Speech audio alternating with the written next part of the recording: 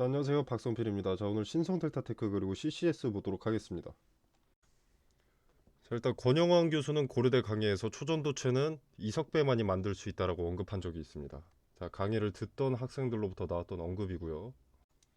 자, 그렇다면 지금 이석배 교수와 갈라선 것 자체가 어떻게 보면 주가 조작을 위해서라고밖에 생각되지가 않습니다. 자, 여러분들 황우석 사건을 다들 알고 계실 거라고 생각합니다. 자, 초전도체가 거짓이다라는 말을 하려는 것이 아니고, 자, 일단 황우석 교수는 줄기세포 관련해서 연구 성과에 대한 거짓말을 했었고 논문을 조작했었죠. 자, 그래서 문제가 됐었었는데, 자, 황우석 교수에 대한 구속영장은 청구한 적이 없습니다. 논문 조작을 형사처벌한 전례도 없었고 향후 과학계에 끼칠 영향을 고려해서 고심 끝에 내린 결론이었다고 합니다. 즉, 지금 CCS로 건너가서 주가 조작을 하더라도 주가 조작에 직접 가담하지만 않는다면 법적으로 처벌을 받을 이유가 없다는 거죠. 발명자로만 남아있으면 주가를 떠나서 발명 실패로 끝난다는 겁니다. 자, 분명 이석배만이 만들 수 있다고 본인 입으로 언급을 했었습니다. 자, 그 와중에 CCS가 기존에 예정되어 있었던 유상증자 납입일이 21일로 변경이 됐는데, 자, 일단 100억 규모로 진행되는 이 유상증자의 신주 상장 예정일은 1월 8일로 변경이 됐고요. 상장되는 1133만 주는 1년간 보호 예수가 됩니다. 자, 그리고 18일로 예정되어 있었던 기업 설명회도 1월 26일로 연기가 됐는데, 자, 중요한 거는, 자, 유상증자 제3자 배정 대상자가 그린 BTS 그리고 퀀텀포트로 변경이 됐다는 거죠. 대상자가. 자, 그린 BTS는 정평영 그리고 권영환이 공동 대표로 있고요. 퀀텀포트는 권영환이 대표를 맡고 있습니다. 자, 이 유상증자를 통해서 그린 BTS와 퀀텀포트가 최대 주주와 대주주로 등극을 하게 되고요. 지금 CCS의 행위 자체가 권영환의 돈이 되는 행위라는 겁니다. 자, 본인의 돈이 되는 행위이기 때문에 권영환 교수는 좀 더 적극적으로 언론에 정보를 공개할 것으로 판단이 되고요. 그래서 CCS는 당분간 주가 추세가 상승을 향해 있다고 봅니다. 자, 그리고 한국초전도저원학회가 LK99는 초전도체가 아니다, 이런 결론을 내놨는데, 이건 정확한 검증일 수가 없습니다. 자, 이석배만이 만들 수가 있는데 이석배 교수가 정확한 샘플을 제공하지 않는다면 알 수가 없는 거죠. 자, 김현탁 교수는 이 결과를 보고 이 초전도 저원학회의 결정이 맞는다고 생각하고 특허와 아카이브 논문에서 정의한 LK99는 초전도가 아니라고 했습니다. 자, 아카이브는 권 교수가 먼저 오픈을 했었고 이석배 교수도 뒤늦게 오픈을 했지만 핵심 자료는 제공하지 않았다는 것이 나중에 알려졌죠. 본인들이 공개하지 않은 부분이 있기 때문에 LK99의 정확한 제조 방법이 나올 수 없었다라고 한 겁니다. 김현탁 교수가. 그리고 초전도 조원학회는 사실 초전도체가 증명된다면 사실상 기술을 빼앗으려고 도사리고 있을 게 뻔한 집단이죠. 공개할 이유가 없습니다. 즉, 초전도 조원학회의 발표는 아무런 쓰잘데기가 없습니다. 자, 일전에 김현탁 교수는 LK99가 모트 절연체라고 한 적이 있습니다. 모트 절연체는 조건에 따라서 전도체로 바뀌는 물질인데, 김현탁 교수가 세계 최초로 모트 절연체를 검증했고 특허를 취득했습니다. 현재까지 발견된 고온 초전도체들은 모두 모트 절연체였고요. 여기다가 이제 적절한 전공을 도핑하고 임계 온도에 다다르면 초전도체가 되는 거죠. 자, 이건 이미 실험을 통해서 밝혀졌는데 이걸 해석할 이론이 없었습니다. 자, 근데 김현탁 교수가 자, BRBCS 이론으로 LK99가 적절한 온도, 적당한 도핑으로 초전도체가 되는 과정을 밝힌 거죠. 자, 그리고 이제 특허 분쟁에 있어서도 좀 이게 좀 많은 문제가 되는데, 출원이는 특허라는 이 재산권을 가질 수 있지만 발명자 같은 경우에는 재산권보다는 명예적인 측면이 강합니다. 그러니까 발명자는 나중에 상용화했을 때 보상은 받을 수 있지만 재산권을 주장하기는 어렵다는 거죠. 권영환 교수가 고려대학교 및 퀀텀에너지 연구소에서 이전할 수 있는 특허를 받을 수 있는 권리는 퀀텀에너지 연구소가 먼저 출원을 했기 때문에 소송으로 간다면 그냥 퀀텀의 승으로 보입니다. 자, 권영환 교수도 이걸 알았기 때문에 퀀텀에서 빠져나와서 이석배만이 만들 수 있다는 본인의 언급도 까먹은 채 돈 되는 길을 모색한 걸로 판단이 되고요. 자, 그래서 CCS 가서 일을 벌이고 있는 것이 아닌가 생각이 듭니다. 현재 김지훈 박사와 권영환 교수가 특허청에 정보 공개 청구를 하고 자신들에게도 LK99에 대한 권리가 있다고 주장하고 있죠. 자, 현행법상 공동 발명자인 경우 공동 출원이 원칙이고 단독 특허가 되려면 사전에 이를 합의했다는 자료가 남아 있어야 된다고 합니다. 자, 이에 퀀텀 에너지 연구소는 특허청에 단독 출원이 정당하다라는 자료를 제출한 상태로 알려져 있고요. 자, 이 부분은 변리사들끼리도 말이 좀 다르기 때문에 아직 특허 분쟁의 승리자가 누가 될지는 명확하지가 않습니다. 자, 그래서 이 부분은 좀 더 지켜보고 제가 또 변리사에게 직접 문의를 해보고 결과를 카톡방에서 전달드리도록 하겠습니다. 자, 아무튼 오늘 CCS와 신성델타테크 둘 다 올랐는데 CCS는 상한가를 갔죠. CCS가 상한가를 간 이유는 초전도 전학회 LK99 초전도체가 아니다라는 발표와 더불어서 권영환 교수가 연구 중인 K직지는 완전히 다른 물질이다. 화학 구조가 완전히 다른 물질이고 권영환 박사는 이 물질을 한국 초전도 저온학회 검증위원회에 제공해서 검증을 받겠다. 그리고 그 자리에 기자들을 초청하겠다라고 발표하면서 상한가를 갔습니다. 자, 이 부분은 반드시 지켜봐야겠죠. 자, 신성 델타테크의 주주분들은 이석배 교수와 퀀텀 에너지 연구소를 믿기 때문에 투자했다고 생각합니다. 그러나 퀀텀과 이석배 측은 현재 엠바고로 언론 플레이가 철저하게 통제 중이고요. 왜 이석배 교수는 자꾸 아무런 말이 없냐라고들 많이 하시는데 논문 게재를 위해서 엠바고로 언론 보도가 통제되기 때문입니다. 자, 반면 CCS는 그렇지 않죠. 얘네는 논문 게재로 학계에 이름을 남기고 싶은 게 아니라 돈을 원하기 때문입니다.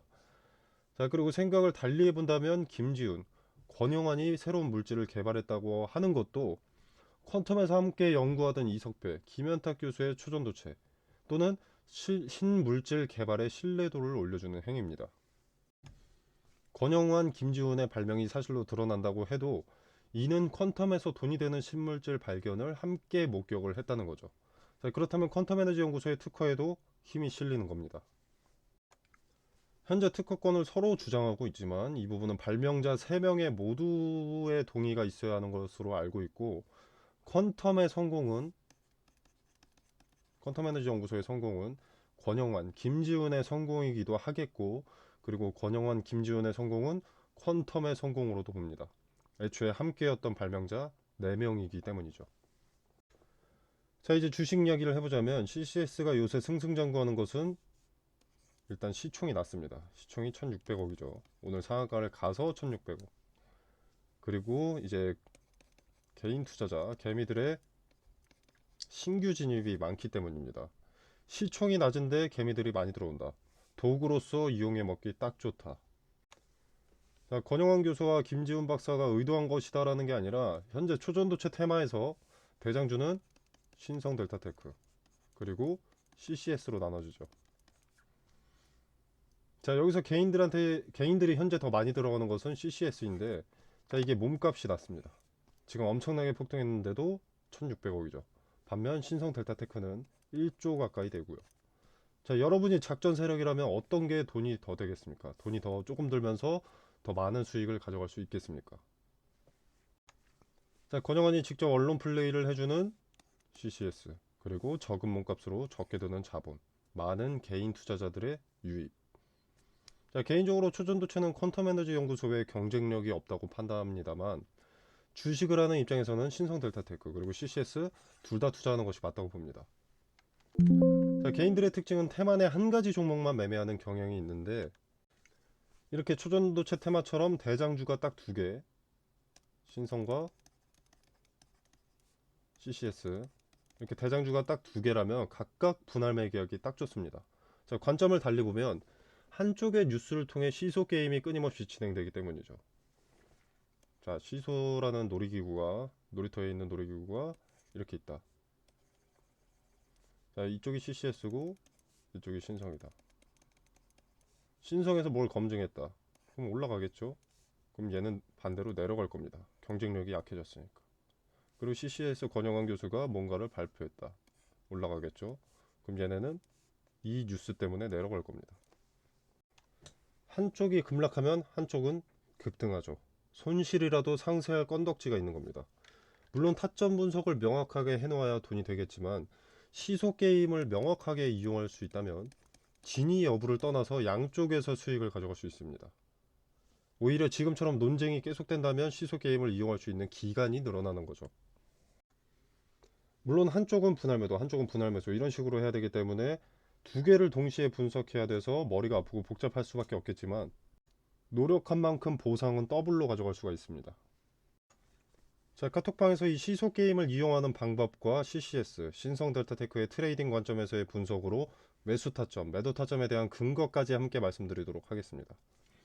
자, 제 말이 들어맞는지 지켜라도 보시길 바라겠고요. 자, 추가로 언론의 엠바고로 제한되어서 정보가 부족한 퀀텀에너지 연구소의 뉴스도 함께 전달드리도록 하겠습니다.